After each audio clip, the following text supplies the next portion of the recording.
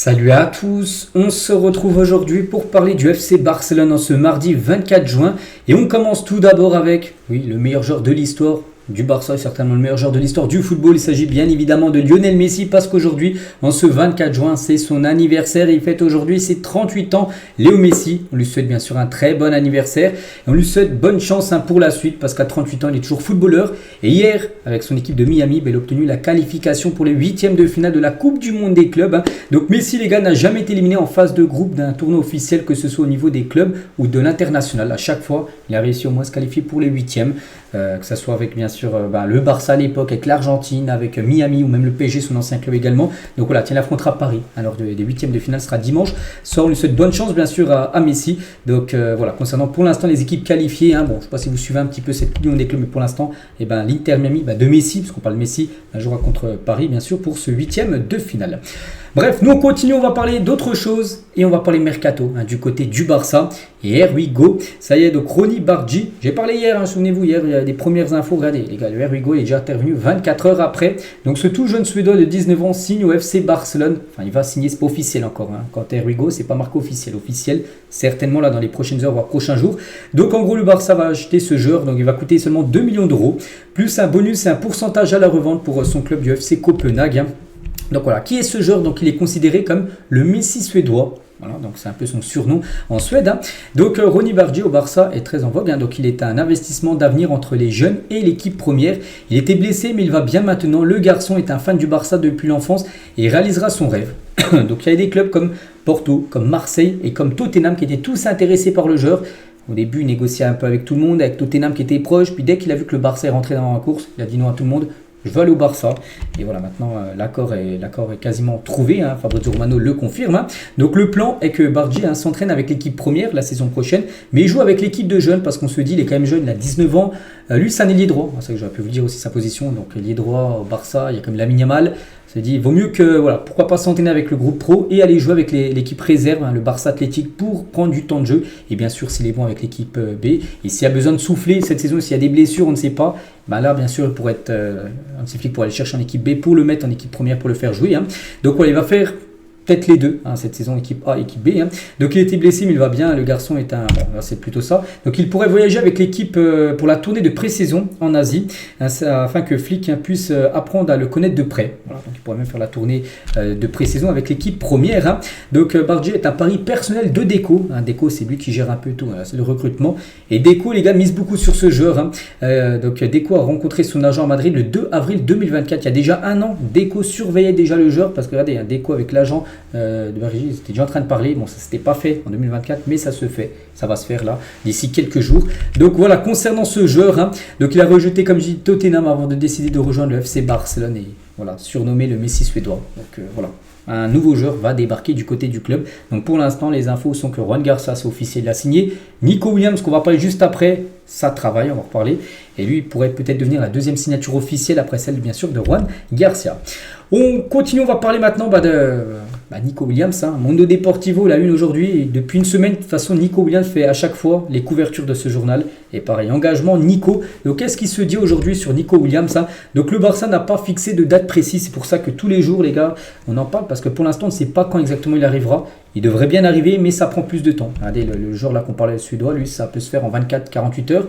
Il y a des joueurs ou des négociations qui sont beaucoup plus compliquées, bien sûr. Donc voilà, le Barça n'a pas fixé de date précise pour la signature du joueur. Le club travaillera dans la limite de ses capacités à son propre rythme, bien sûr. Ça peut prendre encore quelques semaines, ça peut prendre quelques jours, ça peut peut-être prendre quelques heures, ça se trouve. Aujourd'hui, il va y avoir une avancée énorme. Bon, ça m'étonnerait, mais voilà, on ne sait pas quand exactement il signera. Et Williams a récupéré toutes ses affaires au centre d'entraînement de l'Athletic Club jeudi dernier. Voilà, ça c'est une info aussi pour montrer son envie de départ de l'équipe de Bilbao. Et un journaliste de Mundo Deportivo, il a dit avec le marché fou des ailiers actuellement 58 millions d'euros pour Nico Williams serait bon marché, c'est vrai. Quand on voit le prix maintenant de certains joueurs, je sais pas, tiens, un Wirtz, les gars, bon, il joue pas ailier. Un Wirtz, c'est vrai, c'est pas le même style, mais un Wirtz qui quitte Leverkusen pour rejoindre Liverpool là il y a quelques jours, 136 millions d'euros. Il coûte 3 fois moins comme Nico Williams. Oui, c'est pas la même position, mais ça reste un joueur offensif. Voilà, quasiment le même âge que Florian Wirtz. Bon, on se dit que 58 millions d'euros, oui, c'est quand même Même si la somme est énorme, on se dit que maintenant avec l'argent dans le foot, on se dit que oui, c'est un bon prix bien sûr pour le joueur. Et dans le vestiaire du Barça, certains joueurs supposent déjà que Nico Williams jouera pour le club la saison prochaine. Donc par exemple Lamine Yamal, tout ça, son grand ami. Bien sûr, ils discutent les deux, peut-être, j'en sais rien par quoi, mais ils parlent et voilà, Lamine a vraiment envie de jouer avec Nico Williams la saison prochaine. Donc voilà les infos aujourd'hui, Nico Williams, on en reparlera certainement encore demain.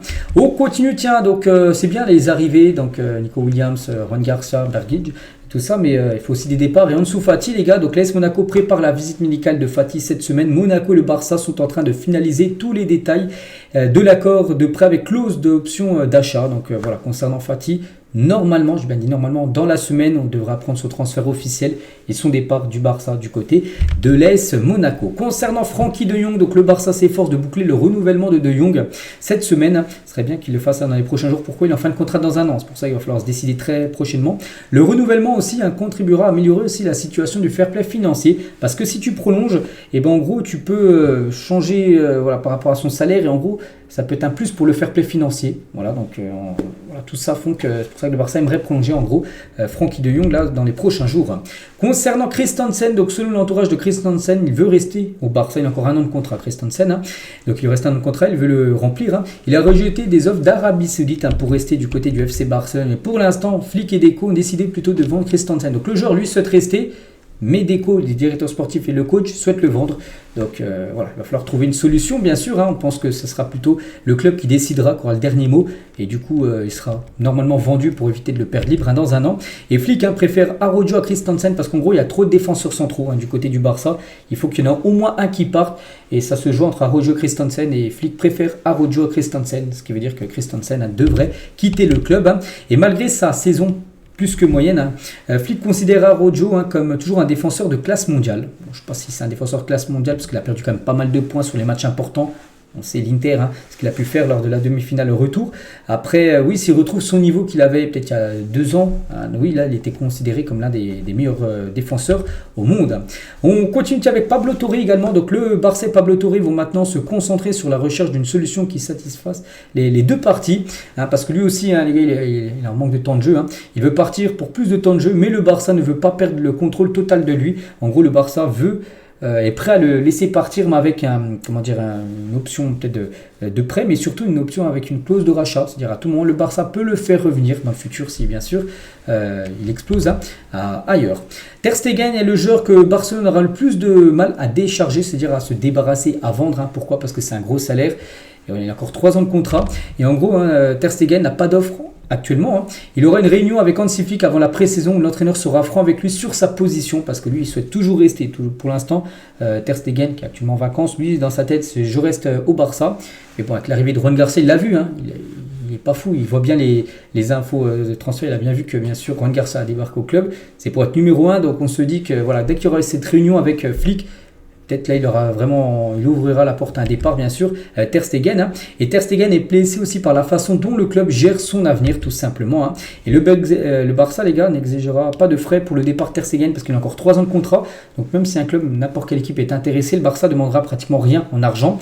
Mais le club espère plutôt renoncer une partie de son salaire élevé comme une sorte de règlement. Voilà, pour trouver une porte de sortie, bien sûr, pour le joueur. Et Lothar Matthäus, un de consultant allemand sur les chaînes en Allemagne, il a dit la situation actuelle de Ter Stegen est inconfortable. Je suppose qu'il va quitter Barcelone. Il est revenu en forme après une longue blessure. On l'a vu en Ligue des Nations. Il est toujours un gardien de but de classe mondiale à l'âge de 33 ans. Je ne sais pas ce que City prévoit, mais je ne pense pas qu'il soit très content d'Ederson. Je pense que Ter Stegen serait certainement capable d'être le gardien de City pour les 3 ou 4 prochaines années. Enfin, c'est ce qu'il dit Lothar Matthäus. Pour l'instant, il n'y a pas de rumeur concernant Ter Stegen du côté de City. Et je ne sais pas ce que fera Ter Stegen, mais Nagelsmann ne serait pas en mesure de soutenir sa décision de le titulariser en équipe nationale s'il est sur le banc de Barcelone. Ça, c'est plutôt logique. Il ne sera pas le gardien titulaire de l'Allemagne s'il fait une saison en tant que 3e gardien du côté du Barça. Ça, c'est sûr, c'est pareil pour n'importe quel gardien. Et pour finir avec Matthäus, donc le Galatasaray a montré ses ambitions en signant Sané et sera en Ligue des Champions de plus. Les clubs du top 6 de la Première Ligue seraient probablement intéressés par Ter Stegen comme City. Donc voilà, peut-être il a des propositions Pas mal quand même pour Ter Stegen parce que Villa City serait plutôt bien pour lui. On verra parce que le Barça veut bien sûr qu'il parte. Marc-André Ter Stegen, l'un des plus gros salaires du club. Et on finit aujourd'hui avec Fermin Lopez, Balde ou même Lamine Yamal. Ils sont en train de porter le maillot du Brésil mais floqué Rafinha, leur ami du côté du FC Barcelone, leur collègue. Rafinha a offert pas mal de maillots de la sélection brésilienne à pas mal de ses coéquipiers. Il y en a la plupart en vacances qui portent le maillot de Rafinha. Donc voilà les gars ce qu'il y a à dire aujourd'hui. J'espère que ça vous a plu. On se retrouve nous demain bien sûr, demain mercredi. Pour le prochain numéro, je vous souhaite une très bonne journée et à demain.